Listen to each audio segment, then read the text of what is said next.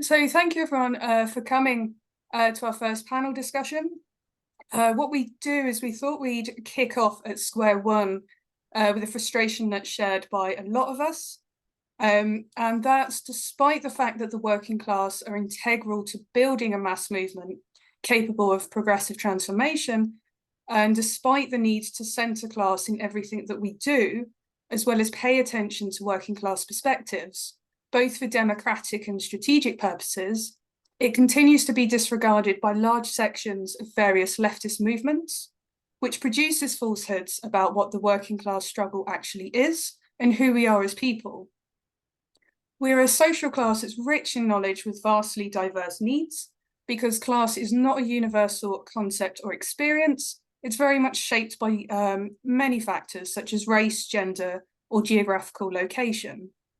But by ignoring class and its related issues, despite countless people stressing its importance over decades and across the world, it places these movements in a fundamentally contradictory position, who, despite claiming to stand in alliance with the world's marginalized, operate as spaces which are both undemocratic as well as classist. And all of this is inherently alienating to people who have seen the social exclusion that others experience for raising these issues, and who may have even experienced it themselves for challenging dominant ways of thinking, and which, as we all know, this alienation and subsequent fragmentation is absolutely disastrous to movement building.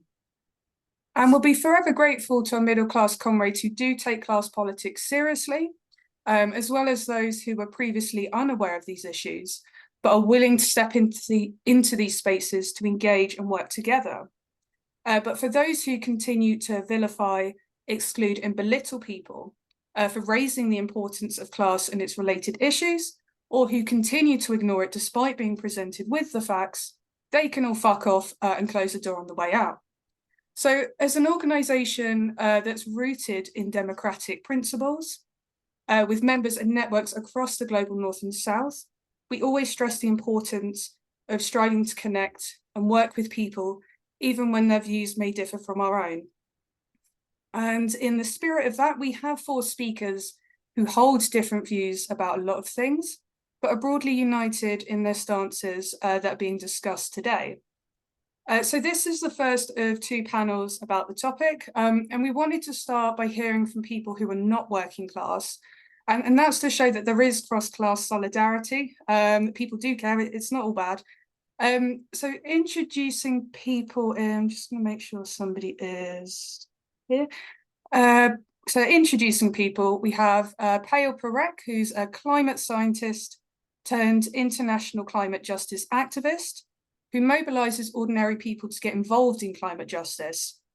She joined her first action at the age of 17 and has belonged to various movements since then across 3 continents. She's developed many winning campaigns and is an expert on successful strategies for social change. We have Asad, who's a London-based development researcher. He has over 7 years of research experience working on issues related to democratization, governance, and development in the global south. He is also taught at the Department of Humanities and Social Sciences in Bahra University in Pakistan, and has been associated with various leftist movements and political parties in Pakistan as well. We have Matt Huber, who's the author of the book Climate Change as Class War, and professor in the Geography and Environmental Department at Syracuse University. He teaches and researches the geographies of capitalism, climate politics, and resource geography, and is actively involved in United Syracuse, which is a coalition of unionized academic, food service, clerical, and facilities workers who are organizing to improve the lives of workers at Syracuse University. And last but not least, we have Michael Albert, who's the host of the podcast Revolution Z. His political involvements, which started from the 1960s and continuing to the present, have ranged from local, regional, and national organising projects and campaigns to co-founding and working on Southend Press, Z Magazine, the Z Media Institute, and ZNet, and he's written 21 books in total, written for various publications and delivered countless talks. So each speaker will go for about 13 minutes each, and we'll have time for questions at the end. So the speaking order we have is Pael, Asad, Matt, and then Michael. Pael, are you here? I know you've had some issues with your internet. Yes, I made it. Oh, yay! I had to cycle home and find another computer, but I made it. Oh, thank you for cycling so quickly. Yeah, if you want to kick it off. Sure. So I want to thank Emma and the WCCA for inviting me. I think I'm probably the only person on the panel that has not focused so much on class, but rather on climate strategy and movement dynamics, not just in Europe, all across the world, in particular South Asia, because I'm from India, but I live here. And so, you know, what is the situation? Well, we're losing. And we know that, everybody knows that. My grandmother, who's 97, knows that looking at the weather. But I'm a big believer in collective action. And if that really is the case, then we have to expand the movement. And this is something that the last couple of years has really been taking up a lot of my time. Because I realized there are very few working class, and if I mean by working class, those who are perhaps doing blue-collar jobs, did not have a non-technical training. We also see that there are not very many second-generation immigrants that are part of movements. There are very few who are people of color, BIPOC, and very few rural voters who are involved in the climate movement. And so, you know, when I think about this, I'm like, in many ways, I fit in this movement, nevertheless, despite being from the global South. I have a PhD from MIT. You know, that's everybody in this movement. I grew up in an upper middle class household. Even though I am poor now as an activist, I can still decide, do I have a vegan fast food or do I go to the kebab stall that's much cheaper? And so why doesn't the climate movement really talk much about the working class or care about the working class? Because they're not the working class.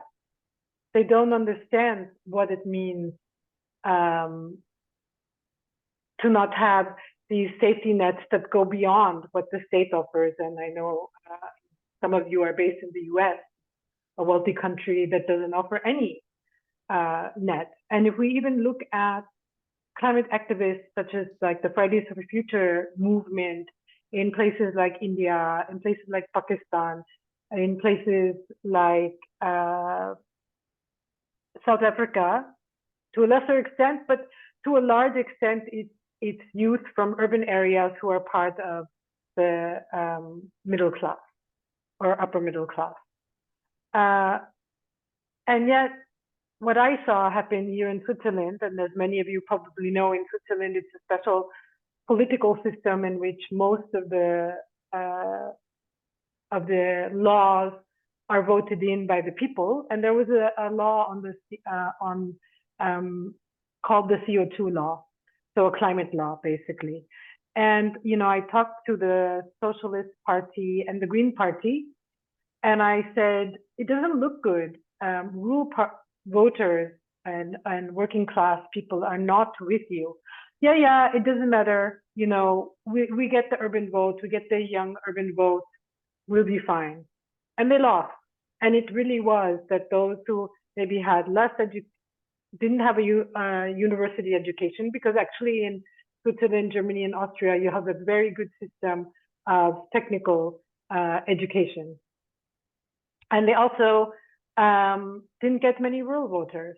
And that just made me realize, you know, this is really going to be a problem. And if we talk about climate change as something that impacts everybody, and within the context of Europe, these are actually the communities that get the shortest end of the stick, and they're not involved in the movement. And I cycled last summer with my partner to Istanbul, and we had a long conversation with a woman in Bavaria. It's like, you know, the most conservative part of Germany. It's kind of like the Texas of the United States. And she was an organic farmer. And she found out that I work on climate. And she said, you know, I really care about climate, but you people come here, you tell us what to do, and you say we shouldn't have any cars. How do I do that when I have a farm, when a bus comes every 2 hours? I'm not living in Berlin.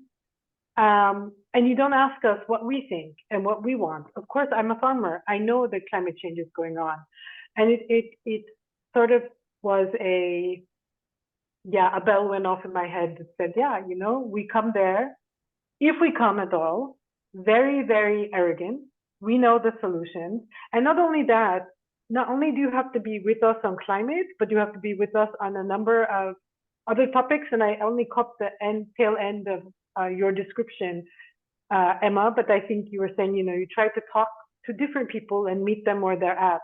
And this is exactly what the climate change or the climate justice movement does not do. So what I'm working on now is I'm doing work to make sure that, trying to train a number of people to scale up speaking to working class communities, rural communities, second generation immigrant communities about climate, and in a way that's not me coming and saying, hey, you need to vote this way, you need to think this way, but rather like, what do you think about climate? Do you experience climate? How do you experience it? What problems does it cause for you? Because who am I to know what, what's difficult for a person in a rural area? I grew up in one of the biggest cities in the world. I live in the capital of Switzerland, which is very small, but I'm not from a rural area, and I'm also not I also don't have the same, perhaps the same economic constraints as other people do. So that's one of the things that I'm working on, and about this idea that we have to speak eye to eye, because you're not a better person because you inherited money or because you could go to university, right? You just had more chances and more opportunities. And quite frankly, I think for a lot of people, it would have been better not to go to university and do something else with their lives. So that's what I'm trying to do. And I just want to let you know that there are others in the climate movement that are really doing some good work as well. And there's a group of people who are called the activists. And what they've been doing is that they are really from Western to Eastern Europe. Those of you in Europe know that Eastern Europe is often forgotten about as Southern Europe is. And what they started working on after the war in Ukraine started was on the cost of living crisis and making connections to people who are looking at communities that can't pay their heating prices, about how inflation is impacting them. They've been working a lot with people who work on the housing sector.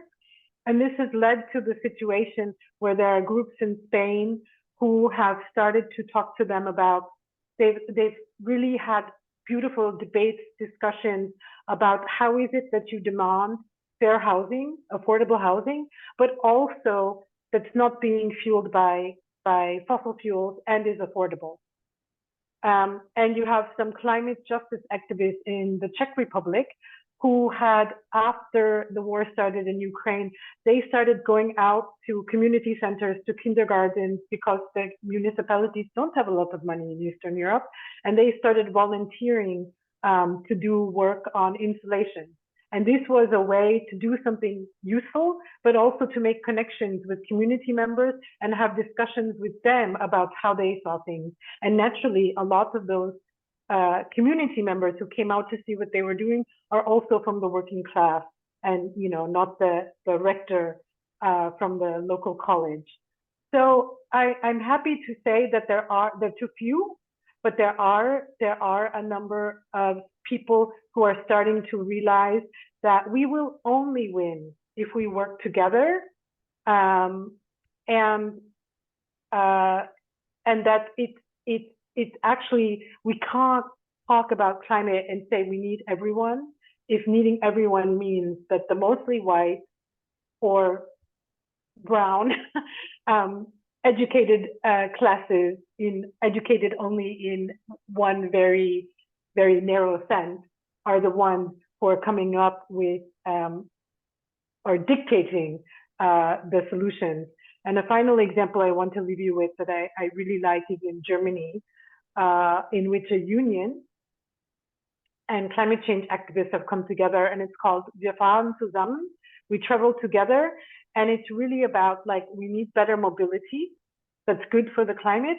But if we're going to do that, then those climate jobs of the people who are working in mobility they're paid like shit, and they deserve better pay. And actually coming together, the union and their workers, along with climate justice activists, to design the campaign and be out there together. So there's still a lot of work to do on that front. And I'm trying to do my bit, and there are things happening. It's not enough, but yeah, I'm looking forward to hear what the others say, and to have the discussion and questions with the rest of you.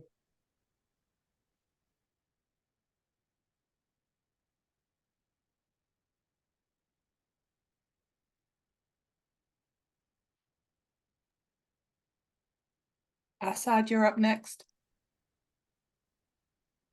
Thanks. Thank you, Emma. Thank you, Payal.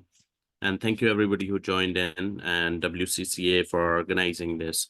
So, so what I'm going to speak about is, broadly the failure, or, the crisis in the left in terms of, like,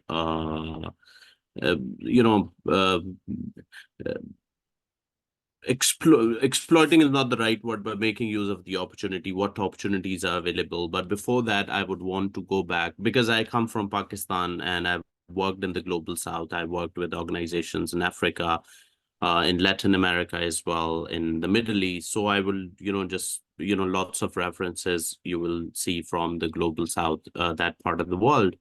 So, first of all, I'll start by just briefly touching upon, what happened to left, particularly in the Pakistani context in terms of, like, mobilizing this large cross section of the societies. So, in Pakistan's case, for instance, and a little bit, I'll go back in the history a little bit to try to, just build this case and then navigate towards the, the current predicament that we are in. So, the left left in Pakistan particularly, and several other global south countries, during the Cold War, they faced extreme suppression from the state, because you've seen how these governments have been subverted by this neoliberal hegemonic global economic and political order. You start from, let's say, in Guatemala, the toppling over of the democratically elected government of Urbans, then to, in Iran, to Mossadegh. In Chile, if you move on to Chile, you'll see Allende's government was toppled over to be replaced by the military dictatorship of Pinochet. Similarly, in Pakistan, there was this Ziaul Haq, the military dictator, who came on under the impression of, like, he was one of the frontline allies of the Americans during the Soviet war in Afghanistan. And and in Nicaragua and so on and so forth. So there has been, like, the new governments that had been propped up by the collusion of the free market and, so-called the international financial institutions and the CIA. They suppressed a great deal the progressive forces. So this is one of the key reasons that they were unable to, sort of mobilize people.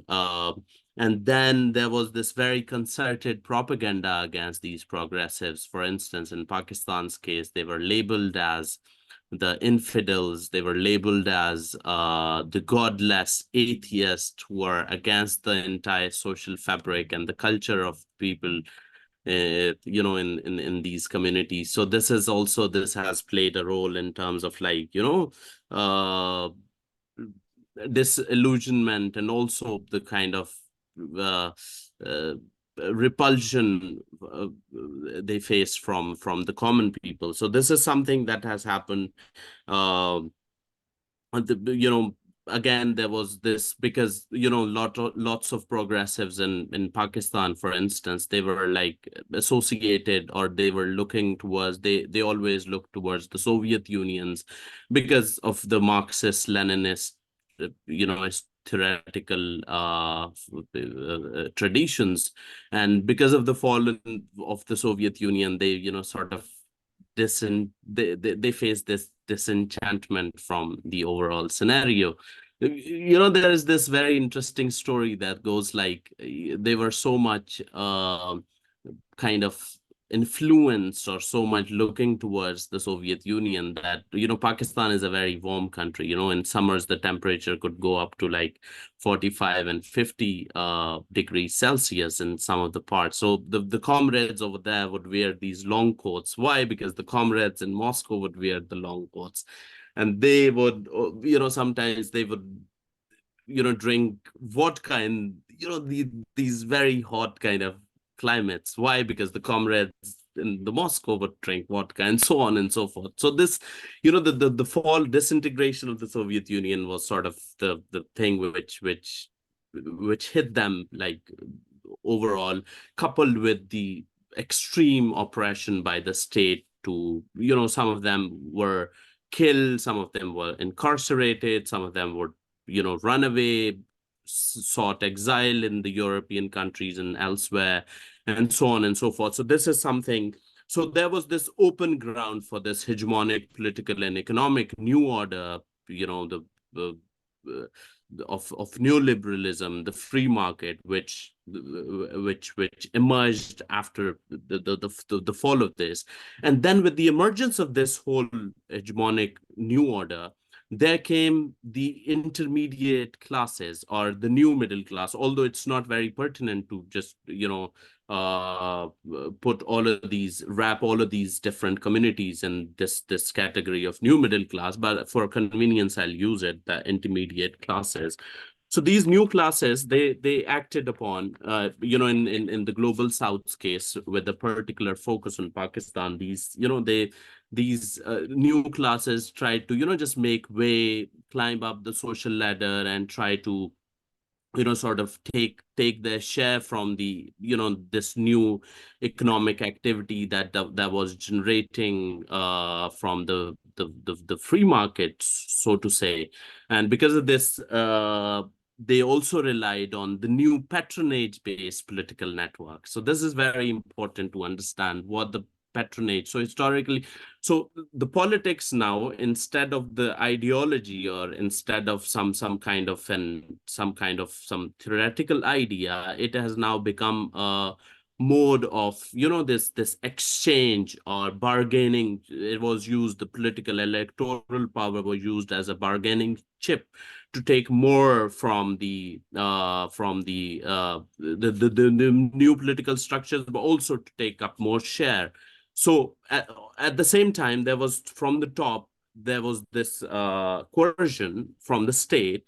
But there was also, because that's how the hegemonic ideas work, there was, from the bottom, there was this consent. There's a very interesting book by a Pakistani scholar, Asim Sajjad, the left scholar, politics of the common sense, where he uses, and that how politics was shaped in this country. And I'm sure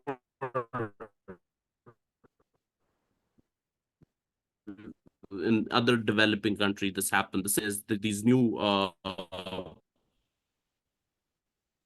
kind of, okay, can you hear me? I was just about to say you're breaking up slightly. Oh, okay. Can you hear me all right now? Is it? Yeah. audible? Yeah, you're Okay, back. cool. Okay, so yeah, so what I was saying that,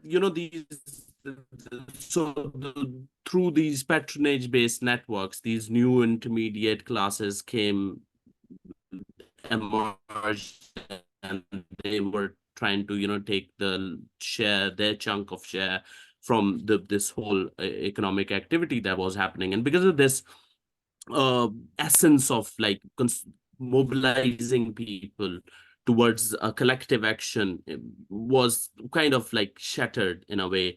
And also because this was also the mobilization, the political mobilization of the working class was not also possible because of the informality in the global south. Again, why the informality? Because these wage and I capital relations were not. Sorry to Yeah, interrupt. Can you just repeat that last bit because you kind of turned into a robot? yeah. The internet, so not you. Sorry. so yeah, so I was saying that in totality, these the people, working class people in the global south, they could not be mobilized because lots of there existed lots of informality which also exists today. If you look at the economy, there is a lot of informal economy there, undocumented, unregulated, informal economy. So the idea of mobilizing people through trade unions or through labor movements, that was like not so much possible. And then also because of the left's diminishing role, was also because they wanted to you know pick up one idea from through the Marxist Leninist theories and try to replicate it in the global South context, which had so much, nuances, new things. So it was something which also played a role. And if he so the people, the overall, the idea of the people was that they will sort of try to climb up the economic ladder by taking up their share, which was not to be, unfortunately, because even in advanced democracies, advanced like UK and the US, the real incomes have sort of have been stagnant for a long time. So in the global south or the developing countries, it was even worse, right? People were not, so although they made sure that their kids are now educated with these MBAs and all these new kind of degrees, management degrees and so on, but there were no jobs. So the other day I was reading a research in India, for instance. Pyle can correct me. So the research said that an educated Indian had lower chances of employability as compared to someone who has never been to school, right? So so the aspiration kind of sort of dried out, started to die.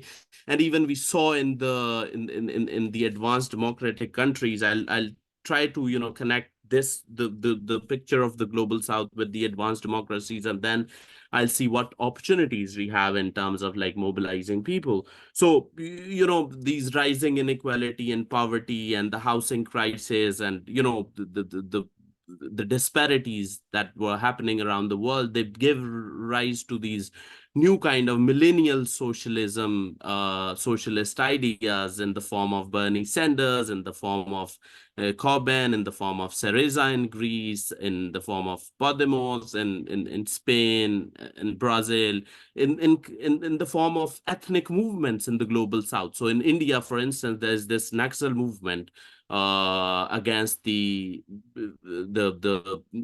against the encroachment, so to say, of these big billionaires or corporations into their lands because of the dispossession. Similarly, there were these new movements emerging from the peripheries, where the land was being, they were dispossessed of their lands and livelihoods and economic opportunities in the name of development and so on and so forth. So now these new kind of movements started to rise up, including the Black Lives Matter, including these feminist movements and so on, of the oppressed segments trying to, speak up for their rights and trying to, uh, you know, uh, uh, kind of, uh, shake up those structures which actually kept them from the economic and social mobility for so many years. So in uh, again in the developing South, global South, there was like a oppressive state regime who would use force wherever it needed to just stop these movements, label them as traitors, label them as disruptors of peace, and so on and so forth, and use brute force against them. In the global north, or the advanced democracies, the reason of these new emerging millennial socialist ideas, or these new ideas, they were there, but they could not actually sort of provide this new hegemonic alternative to the people. Why? Because there was so much resistance from within the democratic structures. For instance, the kind of opposition uh, Corbyn faced, the kind of opposition Bernie Sanders faced. Then there was this, the kind of electoral democracies were how they were encroached upon, or they were controlled by these big billionaires, multi-billion corporations, and also because they could also not win the support of they could not also win the support of these aging, sort of the cross section of aging white working class people here. So therefore, although there's not to say that there haven't been movements, there have been movements. Like Black Lives Matter is a great movement. Uh, Sorry you to know, interrupt. You got 1 minute. Oh, okay. So I just wanted to touch base a little bit upon the identity-based politics, how it is there, and it is great to see identity-based politics, in the global South, as well as in countries like Pakistan, where women are trying to, just take up their share, raise their voices against the historic oppression they're facing, BLM in the US against the racial injustices and so on. But the problem with these, I, problem is not the right word, but the siloization of these, identity-based movements, political movements, is that they are being also co-opted by the same structures. So, for instance, Amazon is putting lots of money in the Black Lives Matter. Similarly, in India, Reliance Industries and Ambani's, they've put in so much money in trying to empower women, but eventually when you look at the causes, so for instance, Coca-Cola is the champion of women's rights and the champion of all of these human rights. But at the same time, the other day I read the New York Times story where in Maharashtra, in India, they were using the labor, exploiting the teenage girls in India in sugarcane production for producing sugar for Coca-Cola in India. So the point I want to make, that these identity-based politics, or these new kind of resistance movements, are great. They are there, but in order to consolidate them into under one platform or under one banner, while understanding their peculiar interest and oppressions, and while keeping in consideration their their distinct identities, we need to look into the class as one banner through which they can build a movement, because to find a common ground and build a movement to sort of see to be able to provide that hegemonic alternative. Because unless and until you're unable to provide this hegemonic alternative to the people, then there would be some resistance, there would be some activism, mobilization, but they will still remain within within the silos. They would not form into a movement. And in order to disrupt this neoliberal model, the economic and political model, you need to make sure that you are able to build this grand movement while while attracting the attention and strengths of all these, the identity-based movements. So I wanted to share a quick story, if you can allow me. But if not, it's all right, Emma. How quick is it? It's like 1 minute. Oh yeah, go nuts. Knock yourself Cool. out. Thank you. Love So I stuff. wanted to share this story from Michael Parenti, right? So he's a class theorist, and he wrote a lot of books. So he quotes this. So I'm just narrating. It's his story, okay? So he says that in 1992 there was this convention on rights in UC Berkeley in California, and he happened to go there. And when he went there, so there was this young guy sitting in the first row who raised this hand, and he said that, hey, and so basically on the wall they put up a board where they would, of the objectives and agendas of this convention. And this young guy, he raises the hand, and he's like, well, you don't have the gay rights mentioned over there. And they're like, yeah, we don't have, so let's put on the gay rights. And then there is another lady from the back rows. She raises the hand, and she's like, hey, you also do not have these lesbian rights on the board. And then they also like, yeah, we don't have, so let's put on the lesbian rights. And then there's another guy from the back. He raises the hand, and he's like, during those times you didn't have these transgender movements, so it was more like, he was like, we get oppression from the women and the men alike, so why don't you put in something for the rights of the bisexual people? And he's like, the organizers are like, hey, yeah, let's put it there as well. And then there's this old lefty trade unionist type of a guy sitting there, and he's raises his hand, and he like very loudly says that, oh, why don't you put in something for the people who are too tired to have sex when they get back home from work? So, borrowing from Michael Parenti, he's like, there are so many people who are so tired to have sex when they get back home, whether they're Black or Hispanics or women or transgenders and so on, and ethnic minorities and so on. So the point is that in order to, just consolidate these whole, these movements into one grand, you need to make sure that class is that center nucleus around which all these struggles are, sort of concerted, all these struggles are kind of organized. Thank you so much. Okay, should I just jump in? All right. Yeah. Thank you so much, Emma, for inviting me. I really feel like I'm on the same page with the previous speakers. Really exciting to sometimes I'm on panels where I'm fighting with people, but I feel very it's a great comradely feeling with the first two speakers. So I wish I could have had time to actually prepare a talk on the question of how the left fails to address class politics, which is kind of the tagline of this event.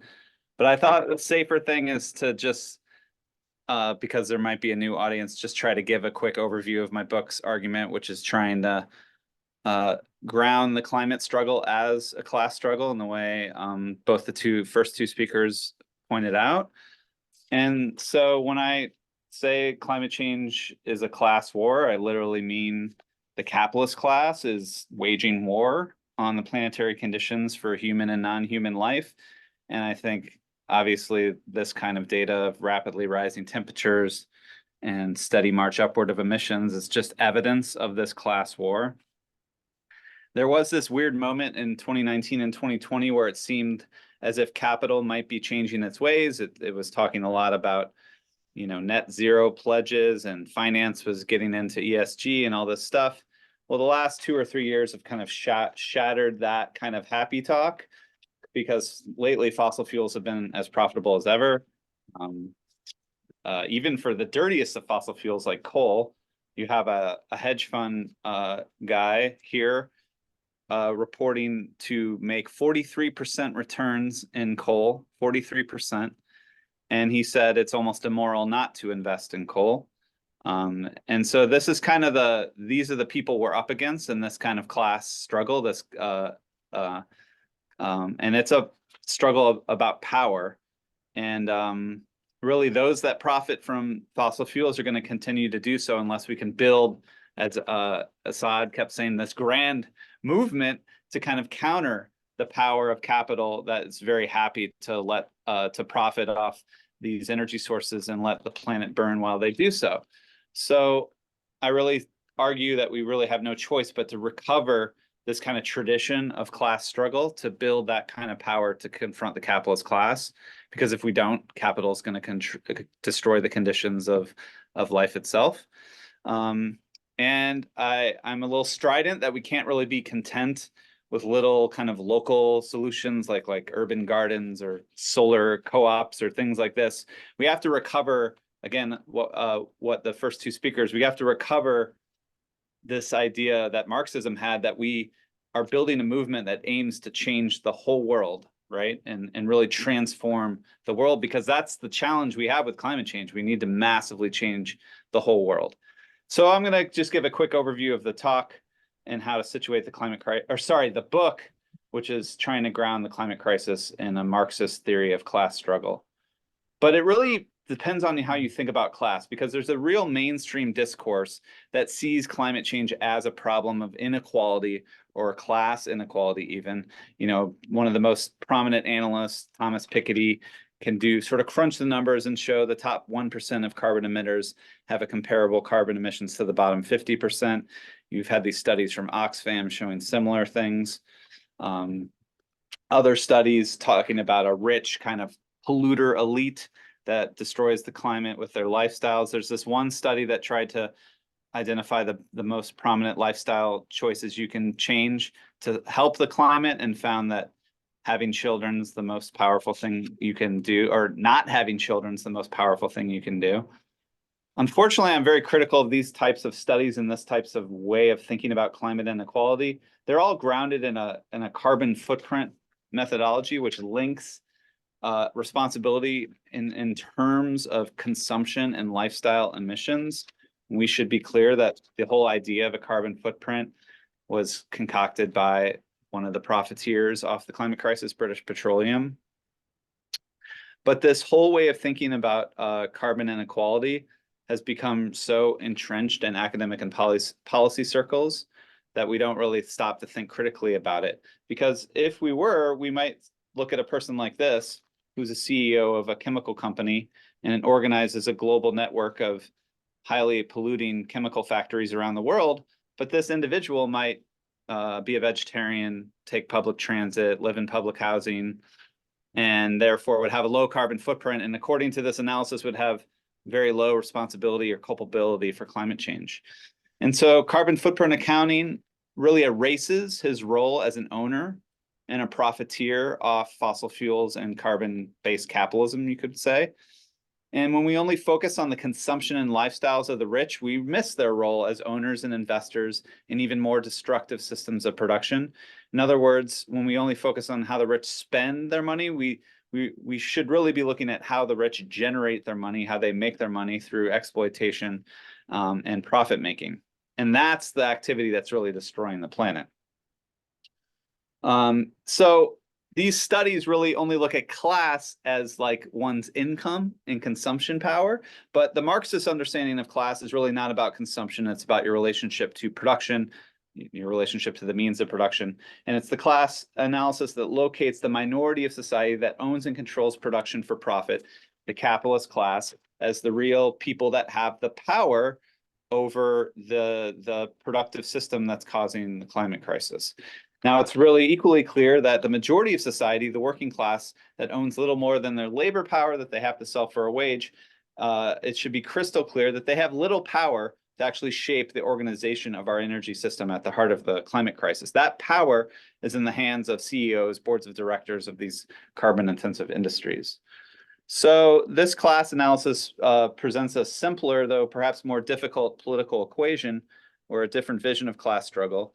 Rather than a moral project of transforming millions of dispersed lifestyles, solving climate change is actually really about confronting the power of a small group that control and profit from carbon-based production. And like countless historical examples of efforts to confront concentrated economic power, it's going to need that grand, broad-based movement to pull this off. But that comes to the second part of my argument, which is that the climate movement, and this was, Payal was putting this in her first talk really well, climate movement such as it is very much too small, much too weak to achieve this because it's embedded in what I call the professional class. Since writing the book, I've become convinced that maybe it's not accurate from a Marxist perspective to talk about these folks in terms of a class. There's a whole debate on the professional managerial class, and some might call them a fraction or stratum of the working class because they rely on a wage to survive. In the New Left Review, Dylan Riley and Robert Brenner called these educated professionals, they called them petty proprietors of the commodity labor power, and I really like that. But regardless of whether we call them a class, my argument centers on the ways in which education and credentials create these advantages for a certain group in the labor market for these professionals, and that creates cleavages within the wider working class. A lot of, and Emma has really been explaining this really beautifully in her work. So climate politics is almost completely driven by this class of people, like scientists, journalists, nonprofit staffers, government workers, college students. These are the people driving climate advocacy. But I argue that their mode of climate advocacy is ill-suited to actually appeal to the wider majority of the working class. For one, this is just in the US, it's a minority of the population, it's a minority of the workforce, about 22% here. But they often make the climate struggle about knowledge, about belief or denial of the science. And of course, the science is increasingly terrifying, but it's hard to imagine how centering your politics around knowledge and science is going to resonate with the broader sort of immediate needs of everyday workers. As the Yellow Vest movement put it famously, politicians are concerned with the end of the world, but we're just trying to get to the end of the month. Furthermore, since the material project of the professionals is inherently about attaining some kind of middle class security, they kind of enjoy some degree of relative material comfort. And this creates this kind of anxiety of what I call carbon guilt while the world burns. But rather than focus on those with the real power to control and profit from the energy system, like I said before, professionals tend to blame themselves. And this means professional class climate politics often centers on what I call politics of less, on lowering footprints, lowering consumption, degrowth, and that kind of stuff, which I know there's a lot of debate around. But it's easy to see why a politics of less has little chance of resonating with the broader working class, the majority of society. The US is different than many of the people in this event, but 64% living paycheck to paycheck. A lot of people can't afford the energy that supposedly we're supposed to consume less of. And it's not as if the professional class style of climate politics is only a problem for climate change. There's a broader problem of what people have identified as sort of educational polarization or class de-alignment, where center-left parties around the industrialized world are finding their base of support only among this kind of highly affluent, educated types of professional class people. And it's these professionals that run their party apparatuses, build campaigns and messaging, and in so doing alienate a lot of the working class and drive the working class increasingly to the right, which we're seeing all across the industrialized world. So what is to be done? It comes to the third argument, which is that we need a working class. Surprise, surprise. We need a working class climate politics. Very quickly, 3 reasons. It's just a numbers game. If we're going to build that grand mass majoritarian climate movement, the working class is the majority of society. In the United States, some estimates that even if we take out the professionals and managers and everyone, it's about 63% of the population doing manual, blue collar labor, but also low wage service work. And also globally, we're talking about the vast majority of humanity who really has to work for money to survive. Second point, since the working class is exploited by capital and denied the basic means of secure and stable life, it has a material interest in the kinds of transformative changes we need for climate change. On this front, we should recognize that the very sectors that we need to transform, things like energy, food, housing, transport, these are core working class needs. And if we were to embark on a decarbonization program that offered cheaper or even decommodified access to these basic needs, we could build much more broader working class popular support for that kind of program. And that's not a politics of less, that's a politics of more, and along the lines of kind of Green New Deal, sort of offering more public goods in the name of decarbonization. Third, the working class has strategic capacity in the workplace to withdraw their labor, create a crisis that forces power to respond. This fall, the UAW used the brilliant tactic of shutting down strategic factories in the auto supply chain and won an amazing contract, record contract, but they also won by putting pressure on General Motors, won this sort of lower version of a just transition, which is essentially making sure that electric vehicle production in their industry is unionized. So climate activists have been good at forging alliances with what I would call low carbon workers and unions like teachers and nurses. But if we really want to leverage the labor movement, we got to build a working class movement in the very industrial sectors that we need to transform for climate change. So my, oh, did I skip that? Yeah. I wanted to say the working class has forgotten this power they have and the power of the strike, and we have to kind of rebuild that power. But getting back to that, the working class really needs to build a kind of rank and file kind of union, recover a fighting militant union movement in these sectors that are going to build all this new infrastructure, like the building trades, construction. My book focuses on the electricity sector, which is many people refer to it as the kind of linchpin of decarbonization. And in the US, at least, it's a highly already unionized sector. So we have to kind of build up this fighting culture in those specific strategic unions. Of course, we know that these forms of working class power have been crushed over the last 4 decades. And I know I'm out of time. I like this definition of neoliberalism, which Adolf Reed uses. He calls neoliberalism capitalism without a working class opposition. But as long as capitalism is capitalism, Marxist theory insists that workers have objective power, regardless of whether or not they use it. Marx's argument was never that the working class was morally superior or even the most oppressed layer of society. He only suggested historical conditions had created a mass proletarianized majority that has the potential, only the potential power to transform the world. But it's up to actual organizers and movements to bring that power into reality. And I'm just going to end with this inspiring quote from this trade union leader here in the United States who led the strike in the UAW. He said, "The UAW wasn't founded by asking for permission. The founders of this union didn't wait for the law. They didn't worry about the law. They wanted their dignity and they wanted their fair share, and they did what the hell they had to do to get it. We've got to aspire to the spirit of the union's founders, the sit-down strikers in the civil rights movement. They knew there's no law that can hold back a united working class." So that's the kind of class politics I think we need to recover, and I'll stop there. Thanks so much.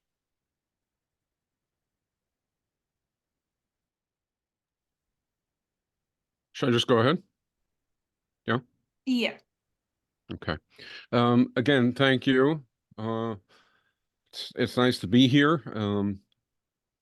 I have to admit, I don't like online communication very much, but then again, I also think it would probably be dense to like online communication. It's what we've got. I agree with many of the things that have been said, but I also do disagree with some of the things, but I'm not going to focus in on that. I'm going to focus in on a simple or a narrow topic. And the topic is, it's been mentioned that the environmental movement has a too low, let's be gentle about it, a way too low representation of, participation of, and leadership from working people. The thing that's wrong about that sentence is that it isn't just the environmental movement, it's virtually all movements. And the question, to me, it seems like the question to ask is why? And one part of answering that question, I think, would be listening to working people responding to the situation. Anecdote, years back, I taught in prison. The class I had was mostly working people, working class people. The course, for a strange array of reasons, I was in Massachusetts, was about the system we live under, and it was very militant and very aggressive. And when I would talk about capitalists and their power and their impact and what they do, the class was relatively calm. I don't know how to describe it. They understood all of it. Everybody understood what that was and what that meant and what impact it had upon their lives and the lives of their families outside the prison and so on. But there wasn't much passion in the room. When I talked about what I called the coordinator class, what the Ehrenreichs called the professional managerial class, what Matches called the professional class, there was incredible passion in the room. There was anger toward this constituency or this array of people. And it was heartfelt. It was obviously sincere. Some of the discussion so far has mentioned this kind of thing. So if we want to know why this massive 80% of the population in the United States is not too eager to participate in the various movements, not just the environmental movement, I think it pays to look at that. 50 years ago, if we had asked why not many blacks or women were participating in various movements, we would have asked them, and we would have discovered that they didn't like being in an environment that was virtually as bad and sometimes worse than the environment outside for them. That yes, they wanted change. Yes, they wanted a better life. Yes, et cetera, et cetera. But they didn't want to sit in meetings where sexism and racism were profound, where, if it was a book publisher, the blacks were packing up the boxes and the whites were doing the editing. They didn't want to participate in that. Not even didn't want to, they sort of couldn't, that it was impossible to bear. All right, so suppose that's part of the issue. We still don't have the real why yet, I don't think.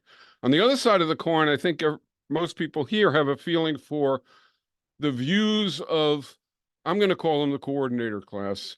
But anyway, we're talking about the same people, the views of the coordinator class regarding working people. They're often quite paternal, or they're totally dismissive, or they, it's been described that they don't understand the circumstances of working people. Well, there's a lot of truth to that, but whites don't understand the life circumstances of blacks, men of women. That doesn't preclude learning about it and feeling that there is something there that needs to be addressed. Why are employees, there I would agree with some of the things that have been said. For instance, there are owners who own the means of production, and there are employees who get a salary, who sell their labor to those owners. Okay. Are there just employees? Is it one class? Is it one group that can form without any real effort to understand differences among it that are profound, not marginal differences, but a profound difference? So for me, it seems to me that there is a profound difference, an important difference. The difference is that a subset of employees are empowered and a subset of employees are not empowered. The latter group is the working class. The former group is what I would call the coordinator class. But now the question arises, why? Why does that exist? Or what causes that? And it seems to me that one of the things that causes it is certainly prior training, prior living circumstances. But that too has a cause. In other words, where does this all come from? And it seems to me it comes from the means of production. We're talking about class here. We're talking about economic relations. So we should talk about, is there something different about the relationship of the empowered employees to the economy, to the social relations and the roles in the economy, as compared to the disempowered employees? And I think there is something quite obviously different once we ask the question. The empowered employees have jobs that consist of lots of tasks. That's true for the disempowered employees also. The difference is that the jobs that the empowered employees have, on balance, are more empowering. Those jobs have tasks that deliver information, that deliver knowledge, that deliver skills, that deliver contacts to other people, that give people a sense of efficacy and confidence. The disempowering work does exactly the opposite. It robs skills. It segregates information. It keeps people away from the levers of communication and power. It exhausts people. It induces a degree of the opposite of confidence, lack of confidence. And this is not just true in General Motors. It's not just true in, you know, I don't, Dow Chemical came up. Well, when I was a younger leftist, I was encountered Dow Chemical because Dow was producing napalm at the time of the Vietnam War. In any case, it's not just in those corporations. It's also in the left. It's not as bad, perhaps, although I'm not even sure of that. But in the same way that you can imagine a left which embodies in itself structures and relations that reproduce racism and make it unlikely that racially oppressed groups are going to want to participate or be able to participate, much less provide leadership. The same thing is true for class the minute that we entertain the idea that there's a class between labor and capital, which is, I would say, the coordinator class. So what does this mean? What does it point toward? Well, if we're going to make demands and we want a movement that's anti-racist and that can elevate other than a dominant race, if we want a movement that's anti-sexist and can elevate other than a dominant gender, if we want to, we know what we have to do. We have to have the movement internally not reproduce those oppressions. And we have to have the movement also fight those oppressions externally, demonstrate that it cares, demonstrate that it's willing to fight around those issues, and not just a narrower conception of what the problem is. Same thing for class.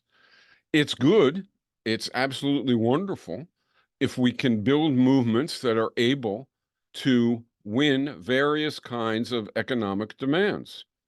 But if we want to have a movement that's powerful enough for that, the movement itself should be making demands that and fighting for changes internally and externally that speak to the pain and the suffering that working people feel. And the pain and the suffering that they feel, if you go by what they say and what they display, is very much associated with, as the quote said, dignity, a sense of responsibility and efficacy. It isn't just about material wealth. Material wealth matters greatly, but so do these other things. So what would this say for the left? Well, suppose we're going to fight against fossil fuels. Should we? Of course. You know, survival depends upon it.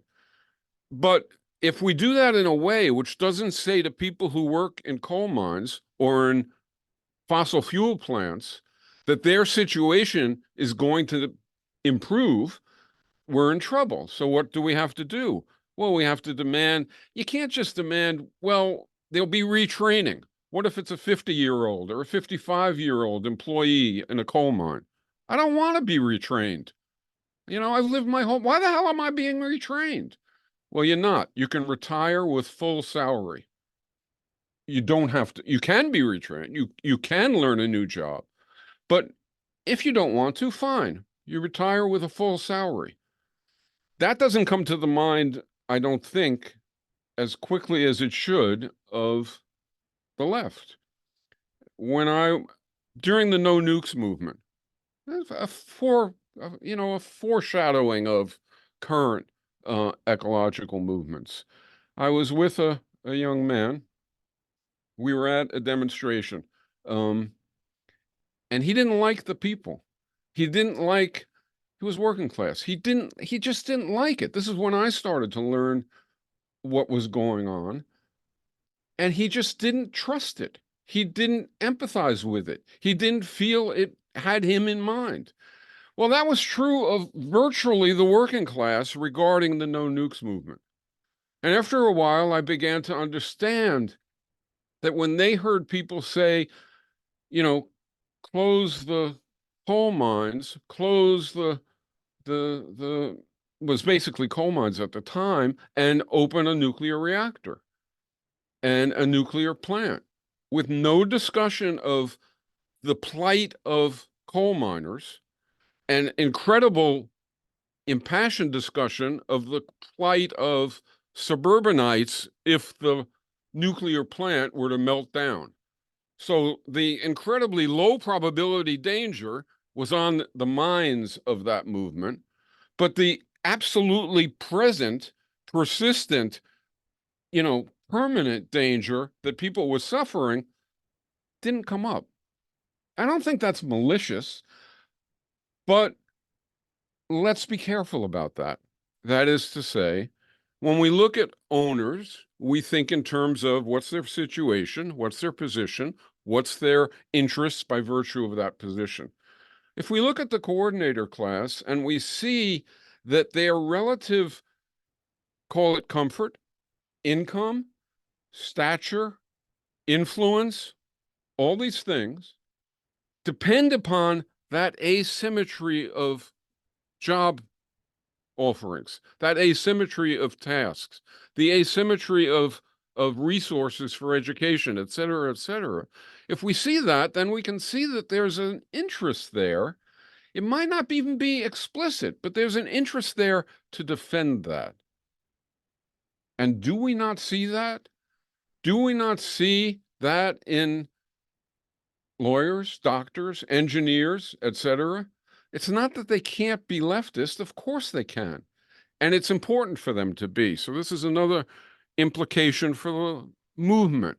I agree that a movement to save the planet, and or to attain a feminist vision for gender and an anti-racist vision and a truly socialist vision, which is not what we've had, I don't think, requires a huge number of people to be aroused, to be involved, to have the movement feel like it is theirs because it is theirs, and to be therefore fighting for change.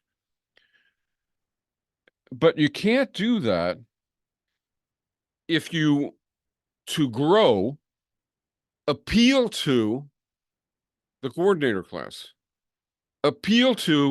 You have to get as many of them as you can. But if you try to appeal to them, you're going to put off the working class. This first came up in movements around the war in Vietnam. People would say, look, the Congress people or the higher ups in the media, they have real power. And we need to get some of them on board. And so we need to appeal to them. We need to dress for them. We need to talk for them. We need to express our desires for them to get them on board, because we need one big movement, a powerful movement to help the Vietnamese. And the trouble was that the strategy that approach had very little impact on the people who it was supposed to attract and repelled the people who we needed to attract. And Yeah, that's not good strategy.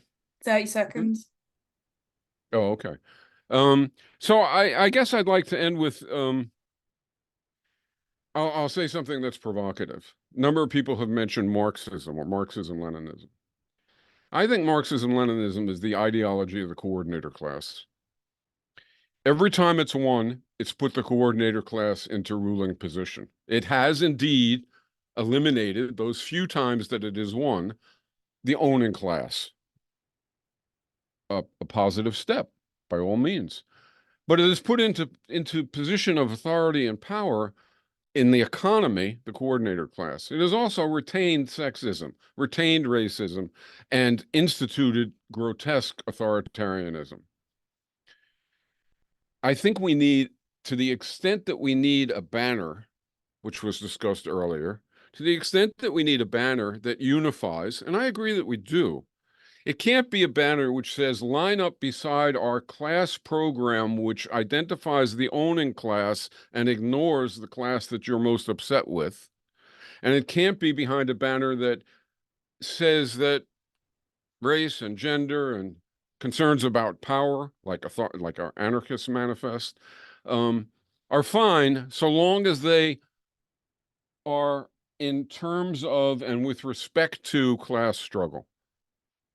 No, they all have to be with respect to each other. They all have to be elevated. That is race, class, gender, authority. The reference to last thing I'll say, again, maybe controversial, the reference to Michael Parenti. Michael's a very smart guy. He's a very capable guy, and he's a very dedicated guy. And I wasn't the least bit surprised by the example that you gave, because he's a typical orthodox Marxist who sort of accepts other priorities than the owning class if it's done in terms that elevate the struggle against the owning class. He can't see the possibility even of a struggle and a set of visionary goals and strategies that don't prioritize that, much less one that addresses economics in a paramount way, but also addresses the fact that there's a coordinator class that can indeed even become the ruling class. Think of the role of the coordinators inside left movements. They rule them. That's what somebody said right at the outset, right? Well, that's not a small observation. We have to do something about that. And what we have to do about it is not just say to the coordinator class, be nice. That's sort of like saying to the ruling class, to the ruling class in capitalism, the owners, be nice. It's not enough. We have to address the social relations that lead to it. And I do think that unlike with the ruling class, you win over angles, you win over 3 of them. But with the coordinator class, a large number of them can be part of a well-conceived movement to create a better society, including to deal with ecology. Thanks.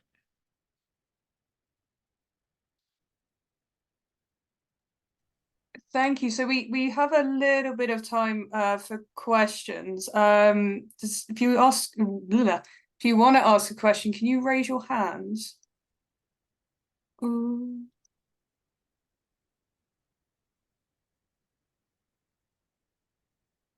No one. If there isn't a question, Yep. could I jump in with a comment? One is just to say that, I can't speak for the United States. I've not lived there in decades, but there's very much, I guess I'll start with talking about the movement in Germany with regards to coal. It's not just about telling people, hey, you need to get a job. And that's what I've learned you need a different job or you need to be paid. Having spent a lot of time actually speaking to working class communities and asking them how they see it, saying, can we develop solutions together, because of the fact that we will not solve the ecological problem if we do not connect it to social issues, right? And we only have power if there's more of us. But it's not so easy. And I don't think any of you should think that, because it's not just about oh, okay, you'll be paid, you stop working at 50, you'll be paid the same salary till you're 65. People have grown up in communities built around coal. They've been part of associations. It's their identity as well, just like it is for the coordinating class. Not everybody, I have a lot of friends here who are refugees, they don't feel really attached to their shitty cleaning job. but they're not unionized, they don't have proper contracts, but people who are been in a union since they were 20, their father worked there, the people who are in the party in their region, you know, in the Rhineland, it's their whole identity. So I just want to share that Yeah. if we actually start talking to people, that people are attached to what they do and they should be. And you can't just get rid of that. And then I just, you know, I wanted to share that I don't think anybody would suggest that it's just about being nice, and it's very obviously about who sets the rules, who decides how does a movement function, when does a movement meet, what does it talk about, how does it talk about items, how does it make decisions. So absolutely agree with that. And I just want to say also that it's not always easy. And it's not always easy when you're like me, the only brown person, the only person who's not from the global north, which it wasn't in Boston or Woods Hole in the 90s, especially with leftists. And it's the same. So it's just a reality that when we bring in all of these issues and then we start talking about the issues related to feminism, gender, ableism, they're all very important, but it also, I'm a practitioner.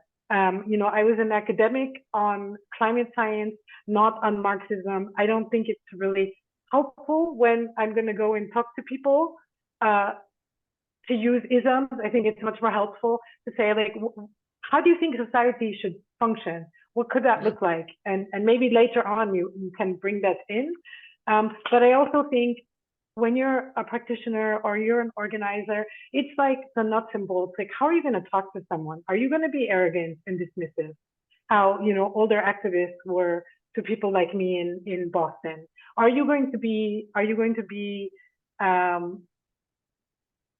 actually going to speak to people because you think they're an equal? Or is it because you think you're part of the coordinating class or the owning class and you're worth more? So I just wanted to add, because I think all of us did a really nice job of talking about different aspects of the working class.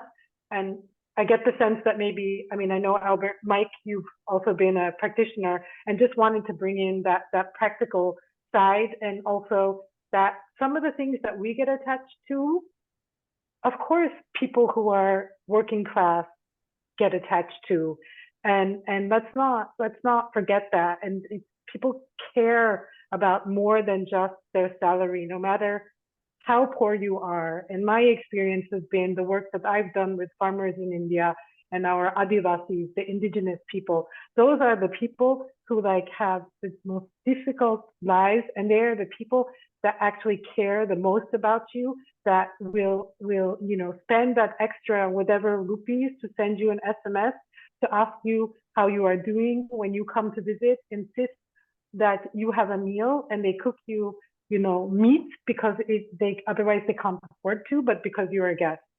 So let's just not, I think we're all saying that, but let's also remember that working class is also multifaceted, and they have a lot of things that they care about beyond wanting to pay their bills.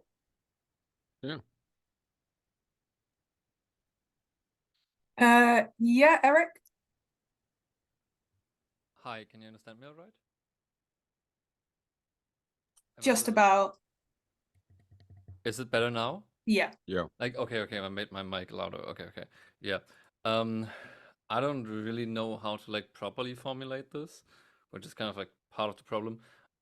Starting maybe with kind of like the perspective that has been talked about a lot on this panel is like, okay, like either on like a very theoretical abstract discussion of like, okay, what's the working class, what's their strategic role in like climate movement, etc., why aren't they like a big force there, and then like, okay, how should like we behave towards the working class or something, which I find a little bit fun, as if like, okay, yeah, we are kind of like the gatekeepers right here or something.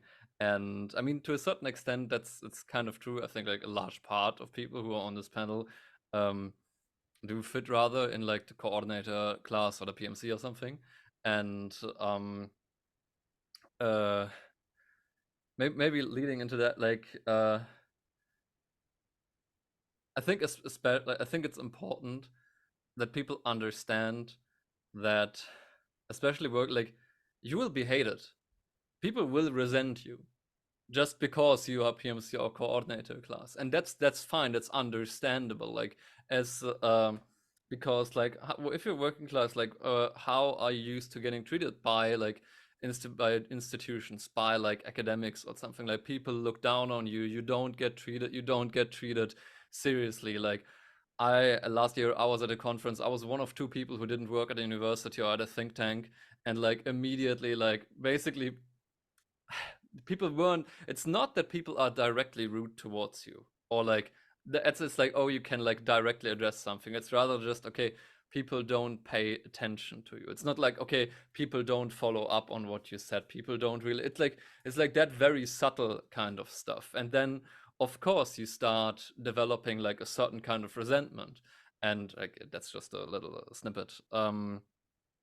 And as the last, I'm sorry, it's a little bit messy and not like a well-formulated question. But the thing about like, I think I didn't really know how to deal with that, but like we need to start paying attention to like all of the factors that go into talking, having a conversation about something that's important, like the way someone expresses oneself, all of the education that comes in that, all of that experience, etc., etc., all of that stuff, especially when you're an academic, that becomes just kind of invisible to you.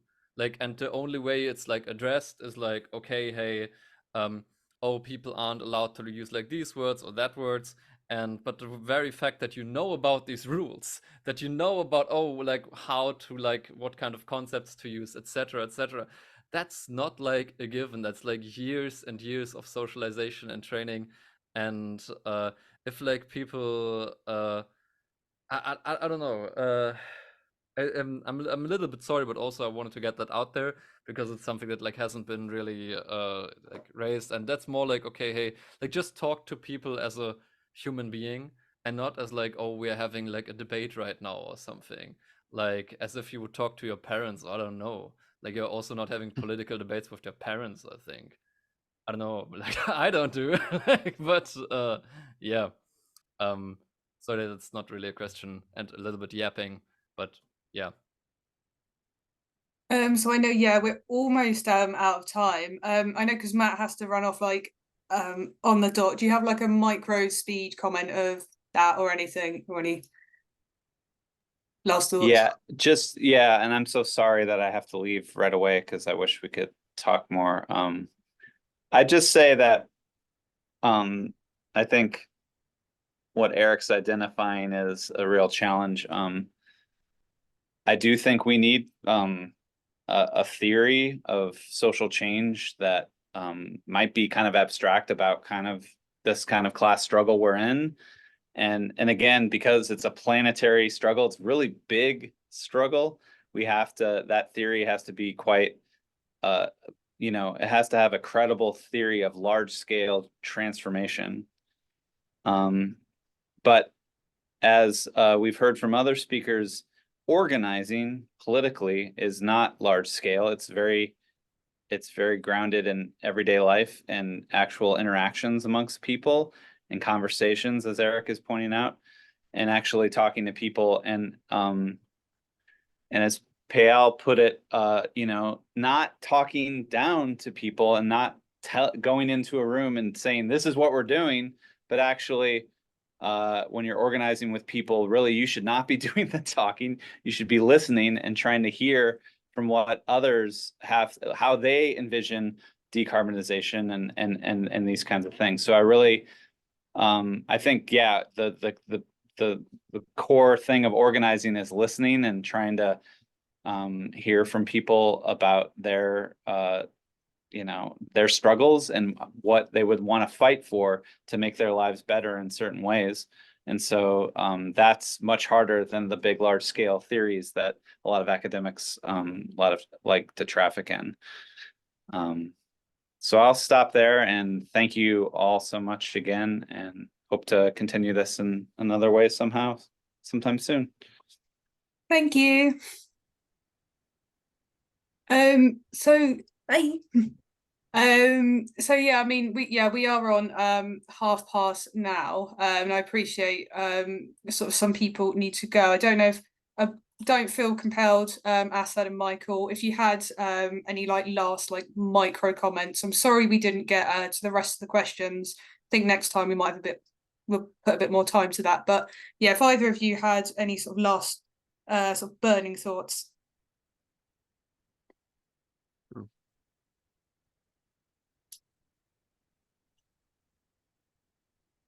No. Cool.